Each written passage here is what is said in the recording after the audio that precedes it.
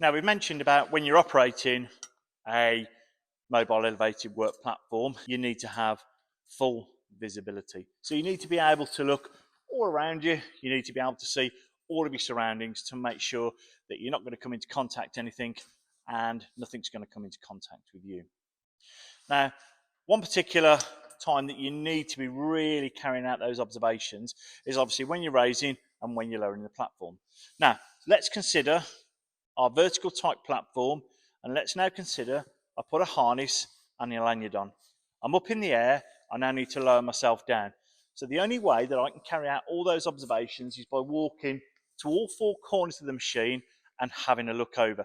Now, if I've got a harness and lanyard on, how am I possibly going to be able to do that? So, is this going to mean potentially that the operator is going to start taking risks and leaning over, again, raising their feet off the ground?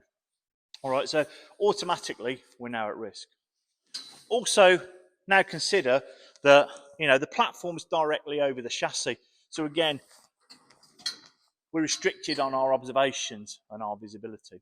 Also think about some of the tasks that you could be doing on that platform. If I've got a harness and a lanyard on, if I've got a deck extension, how am I then going to start using a deck extension? I know some people might say, well, what you could do, Andy, is you could disconnect and hook it on the back. Absolutely correct. So if I hook it on the back, how then do I reach from the back to the front to operate the machine?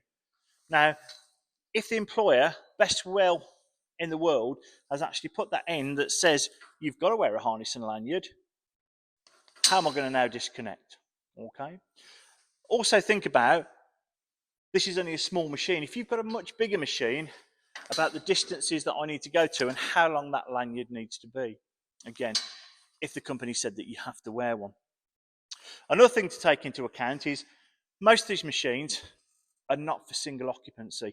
So they're designed for an operator and somebody else to be in the machine. So if there's two people in the machine, and let's say I've attached my lanyard at the back there, they've attached their lanyard at the front there, there's a risk now, as two of us are on this machine, that potentially we could start finding ourselves entangled with each other, and again getting ourselves into some kind of situation where we're tripping over and potentially causing harm or risk to ourselves.